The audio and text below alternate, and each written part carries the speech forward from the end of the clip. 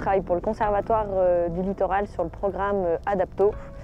Et je suis en charge de 2 sites en Charente-Maritime, le marais de Brouage où on est aujourd'hui et les polders de Mortagne-sur-Gironde. Je suis conservateur de la réserve naturelle nationale de Moise-Oléron. Je travaille pour la Ligue pour la protection des oiseaux. Ce site en réserve naturelle nationale est pour partie propriété du Conservatoire de l'espace littoral. Et nous sommes donc dans un contexte réchauffement climatique, maritimisation, qui nous lie directement avec le programme Adapto du Conservatoire. On est sur la réserve naturelle de Moise-Oléron qui apparaît là sur la carte en strié vert. Sa partie terrestre est sur les terrains du Conservatoire du Littoral qu'on a en violet là, sur la carte. Donc ce site naturel protégé a été donc créé par décret ministériel en 1985. Il est composé d'un polder de presque 320 hectares. Quand on dit polder, ce sont des terres qui ont été prises sur la mer au fil des 2 derniers siècles. Parce que le site de la réserve naturelle a été poldérisé entre 1830 pour les premiers polders à 1950-55 pour les derniers polders. Il est face à une grande vasière maritime qui se trouve au milieu du bassin de Marennes-Oléron, site un petit peu connu de par la production ostréicole. Et ce site est en voie de maritimisation assez rapide en raison d'une brèche qui s'est ouverte dans un premier temps en 2014. Elle a fait l'objet d'un colmatage 2 ans après, puis elle s'est réouverte en 2016, recolmatée et à nouveau ouverte en 2017. Donc elle n'a pas tenu 2 ans au 2e colmatage. Le site de Moise-Marais de Brouage a été sélectionné comme un des 10 sites pilotes du programme Adapto, qui est un programme qui a été initié par le Conservatoire du Littoral en 2015 et qui vise à explorer des solutions d'adaptation des littoraux face au changement climatique en préconisant une gestion souple du trait de côte, c'est-à-dire avec une interface terre-mer où on réaccepte qu'il y ait une certaine mobilité de cette interface. Et en fait, c'est cet espace naturel qui va faire un peu zone tampon et en fonction des variations. Comme l'a dit Philippe, en fait, le site de Brouage a connu donc la tempête Martin en 1999, la tempête Xynthia en 2010. Il y a eu des dégradations à répétition de la digue. Et la solution qui est classiquement apportée aujourd'hui au territoire, qui consiste à refaire une digue et à fixer le trait de côte, elle nécessite énormément d'investissements publics et elle ne paraissait pas très pertinente sur ce site. Et donc c'est comme ça qu'il a été choisi pour mener les réflexions Adapto. La réserve naturelle nationale de Moise-Oléron a été créée pour son potentiel pour l'avifaune, les oiseaux migrateurs, notamment les oiseaux d'eau migrateurs. Le site est devenu, en quelques dizaines d'années, l'un des principaux sites d'hivernage en France pour les limicoles côtiers, parce qu'on est bon an, mal an, 1er, 2e, 3e site avec la baie de Mont-Saint-Michel et la baie de l'Aiguillon à cheval sur la Vendée et la Charente-Maritime. Mais qui dit oiseaux d'eau, dit dans les polders une gestion hydraulique adaptée. On aperçoit ici des fossés, des anciens blocs de clairs ostréicoles qui ont été réaménagés, reprofilés pour être favorables aux oiseaux. Ces secteurs-là font l'objet d'une gestion hydraulique quasi hebdomadaire, à savoir qu'il y a des écluses, des bâtards d'eau, des systèmes de busage en PVC pour permettre au flux d'invertébrés, notamment crevettes, mais également des poissons, de pouvoir se déplacer dans les milieux aquatiques et fournir une base d'alimentation importante pour les oiseaux d'eau migrateurs. La maritimisation, la reprise de polders par la mer, annule toute possibilité de gestion hydraulique. Alors, comme nous étions un petit peu des jardiniers de la nature, au départ, ça nous a un petit peu frustrés. On s'est dit, on perd notre outil de travail, comment on va faire pour maintenir l'attractivité du site pour les oiseaux d'eau? Ça va être un peu compliqué. Et en fin de compte, on se rend compte que les entrées marines libres sur un polder sont beaucoup plus bénéfiques pour les chaînes trophiques, et notamment les populations de poissons, qui rentrent dans les polders pour s'y alimenter lors de la marée haute, qui repartent en mer. Progressivement, des systèmes de présalés se mettent en place, c'est-à-dire que les vases nus sont colonisés par des végétaux halophiles pionniers. Et ces présalés sont connus pour avoir une forte valeur en termes de nurserie et de nourricerie pour les populations de poissons marins. Le bar, par exemple, la plie, vont pouvoir grossir sur ces présalés-là avant de repartir vivre leur vie marine. Alors ce qui est intéressant, c'est que nous, en tant que gestionnaires, on est parti de quelque chose de très maîtrisé et on repart sur des systèmes où la nature fonctionne beaucoup plus librement. Donc on a nous aussi réappris, on s'adapte au quotidien à cette nouvelle gestion qui est beaucoup plus naturelle, entre guillemets. C'est aussi intéressant pour les populations de poissons dits amphihalins, donc des poissons qui ont une vie pour partie en mer, mais qui vont croître en milieu plutôt plus doux. On pense notamment à l'anguille d'Europe. Ces corridors naturels halieutiques permettent aux alevins d'anguille, la pibale, de remonter avec beaucoup plus de facilité que lorsqu'il y a des ouvrages hydrauliques qui sont des barrières mécaniques qui doivent systématiquement être aménagés pour permettre aux alevins de remonter les cours d'eau et repartir vers l'amont. Lorsque la mer passe toute seule, rentre, sort, tout ça se fait naturellement. C'est beaucoup moins coûteux pour la collectivité parce qu'il n'y a plus d'ouvrage à installer. Et il n'y a plus d'ouvrage aussi à maîtriser, à manipuler. Donc c'est du temps de travail en plus pour nous qu'on peut exploiter ailleurs, notamment sur des suivis scientifiques qui permettent de mieux connaître le fonctionnement de cette biodiversité et des chaînes trophiques de la réserve naturelle. L'enjeu majeur ici, en dehors bien sûr de la biodiversité en général, ce sont les populations de limicoles migrateurs. On a en hiver jusqu'à 80-90 000 limicoles qui hivernent autour et dans la réserve naturelle. Donc on est un des principaux sites français, donc notre enjeu, nous, c'est conserver les populations de limicoles.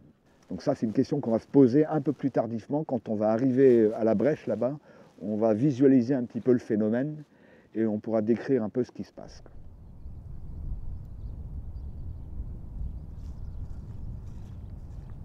Oui, mais de toute façon, oui, c'est dans les rails que vous retrouvez sur le terrain pour aller voir la brèche. Bon, là, vous voyez derrière nous, là, la fameuse brèche. Une brèche qui n'en est plus une maintenant, parce qu'elle est ouverte sur le domaine marin depuis 2018. La mer rentre et sort en fonction du rythme des marées. La digue ici, quand elle a été refaite après Xynthia, colmatée à différents endroits, elle avait une cote de 4,40 m à 4,60 m à peu près. Elle a disparu, cette digue derrière moi. La digue intermédiaire au milieu de la réserve naturelle a son point le plus haut à un niveau de l'ordre de 3,75 m. Et quand on dépasse la réserve naturelle et qu'on arrive aux terres agricoles derrière, on descend à 2 mètres et moins. Donc on voit bien qu'il faut ériger un mur d'Atlantique si on veut protéger les terres immédiates autour de la réserve naturelle. Mais, comme on l'a déjà dit, d'un point de vue économique, ce n'est pas une priorité en l'absence de foncier important, de risques pour les habitants de manière immédiate derrière ce trait de côte. Les habitants sont encore très loin. Il faut peut-être un petit peu remonter dans le temps. Le marais de Brouage se trouve donc dans la province qui s'appelle la Saintonge. Et ici, il y avait ce qu'on appelait le golfe de Saintonge, qui engendrait le marais de Brouage, le marais de Seudre. Et la mer pénétrait très très profondément à l'intérieur des terres, jusqu'à 15 km ici dans le marais de Brouage, à l'aube du XIe siècle. Donc maintenant on réfléchit sur un recul accepté du trait de côte, c'est-à-dire une modification des usages de sol en amont.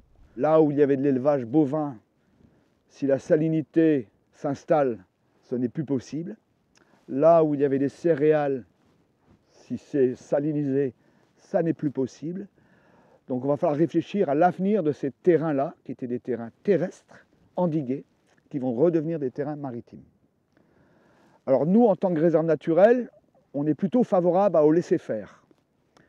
Nous avons un plan de gestion sur la réserve naturelle, c'est une obligation qui nous est demandée par l'État, parce que nous sommes gestionnaires en mission déléguée de service public pour le compte de l'État, de cette biodiversité. Ce qui est intéressant, c'est de se dire, oui, mais toutes les espèces qui vivent dans les milieux doux, ils vont disparaître. Que ce soit certains végétaux, que ce soit certains mammifères, des invertébrés, les reptiles, les amphibiens. Tout ça est menacé par le sel, parce que très peu compatible avec des milieux salés. Mais si on laisse la géomorphologie côtière s'exprimer le plus naturellement possible, potentiellement, des nouveaux cordons dulaires vont se déplacer, se bloquer à des endroits où le sol va leur permettre de s'accrocher. Et en amont de ces cordons, des milieux plus somates, plus doux, peuvent se maintenir. Et les espèces, si les phénomènes ne sont pas trop rapides dans le temps, ont une capacité de résilience et de glissement progressif vers l'amont, pour coloniser des nouvelles zones qui se trouveraient créées par ce laisser-faire.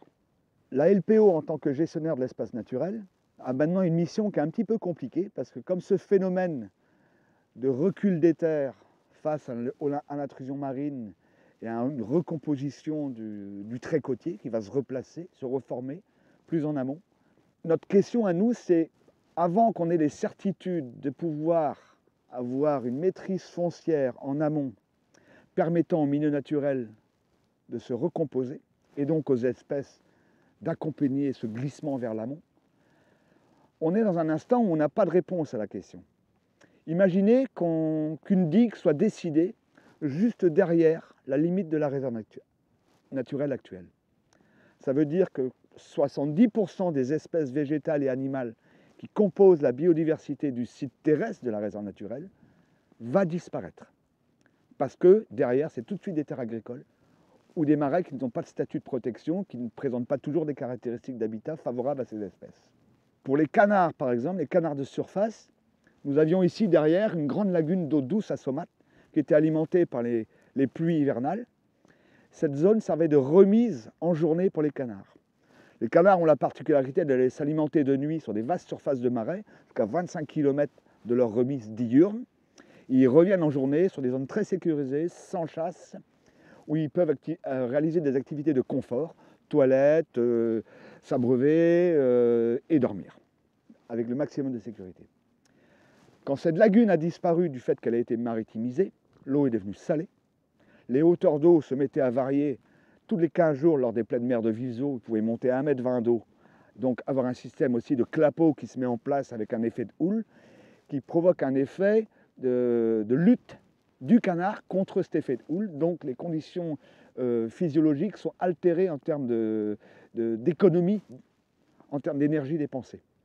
Un oiseau qui se bat contre une lame d'eau pour pouvoir rester à niveau, il dépense de l'énergie, donc il y a une perte de rendement entre le moment où il va manger et le moment où il se repose. Et actuellement, dans le marais de brouage, aucune autre zone importante de plan d'eau, un plan d'eau de 30, 40, 50 hectares d'un seul tenant, ne peut remplir et ne peut se substituer à celle qui existait ici. Donc pour les canards de surface, on voit déjà, nous, depuis une dizaine d'années, une diminution de certaines espèces en termes d'effectifs.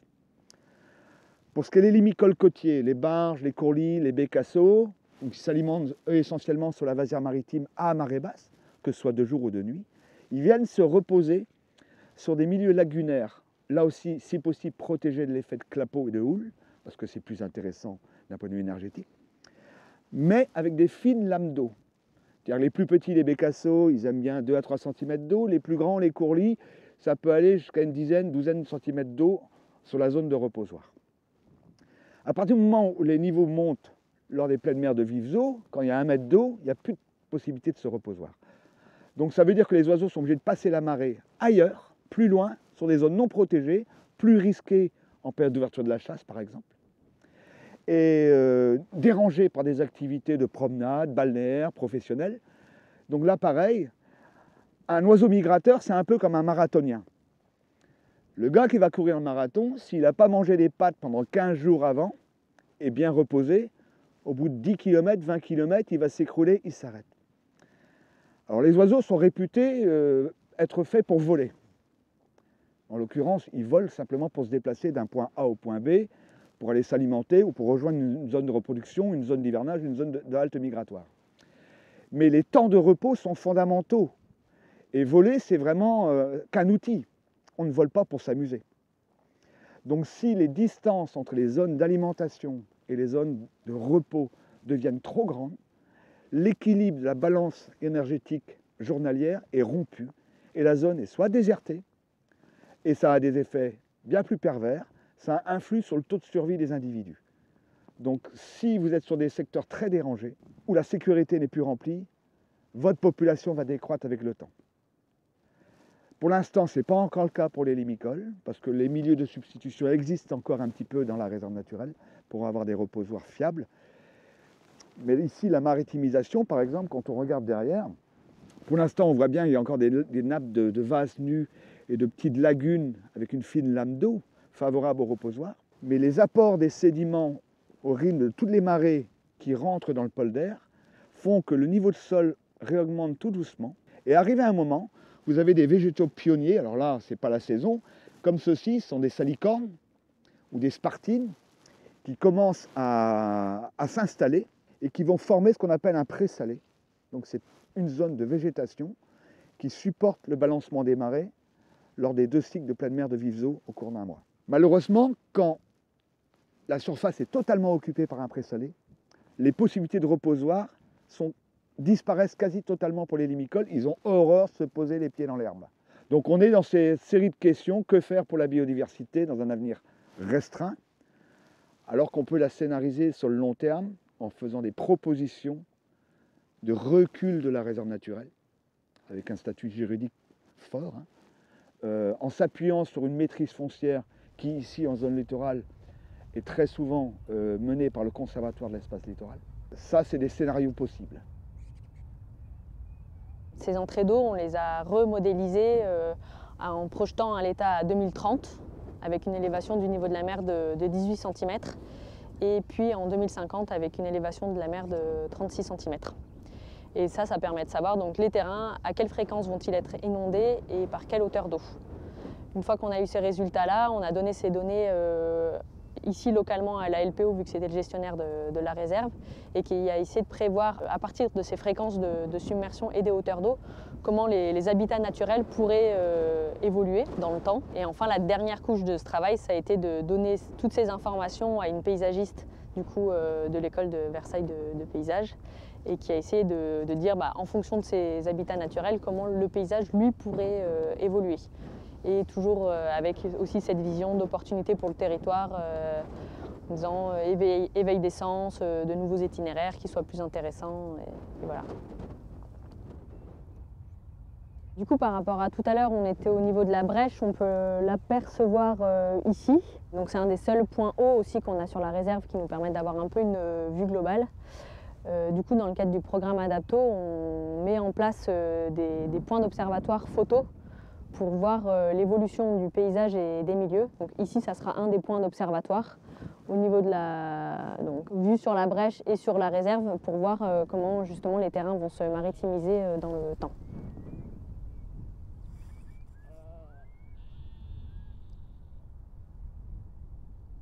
Pour conclure, moi, ce qui me paraissait important de dire, c'est que dans le cadre du programme Adapto, finalement, on a essayé de commencer à anticiper ces changements pour construire une stratégie de long terme et pour ne pas être en train de les subir, en fait, finalement, en n'ayant pas anticipé, en n'ayant pas réfléchi.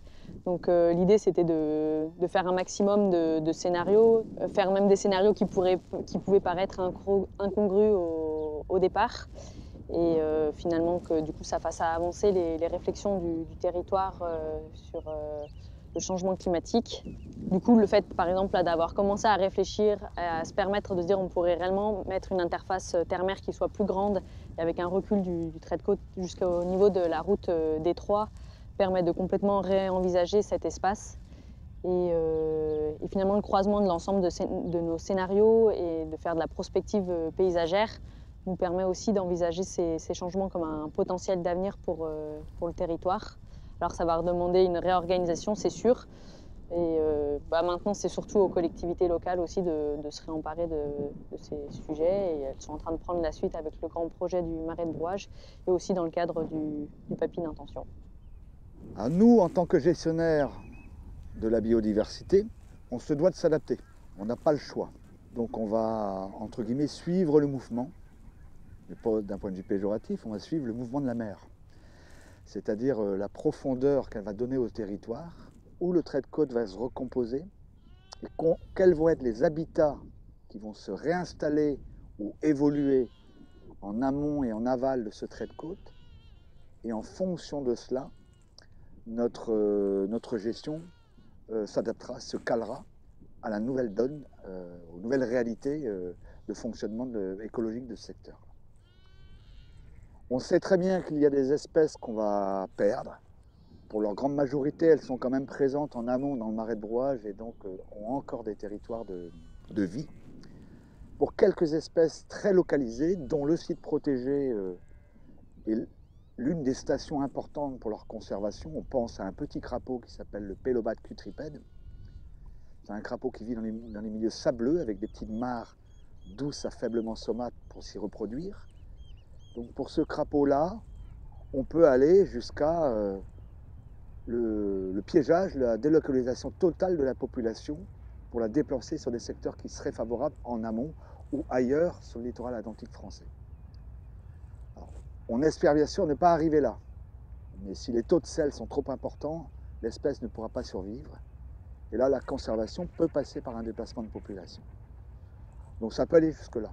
Mais en règle générale, on va faire notre possible pour adapter notre gestion au changement d'habitat. Et en fonction de la rapidité de l'évolution foncière, de la maîtrise foncière des terres en amont, on sera en capacité de répondre présent et de rester un gestionnaire actif en faveur de la biodiversité. Alors après, pour rejoindre un peu ce que disait Paloma, le marais de brouage a une profondeur de plus de 10 km à partir du trait côtier. Et d'autres réserves peuvent être créées en amont avec d'autres partenaires de gestion, que ce soit des ONG de protection de la nature, des conservatoires régionaux d'espaces naturels, voire même les chasseurs qui pourraient avoir la capacité de gérer, et plus récemment l'Office français de la biodiversité. Il y a plusieurs acteurs qui peuvent possiblement repenser un peu ce territoire-là également en termes de fonctionnalité pour la biodiversité.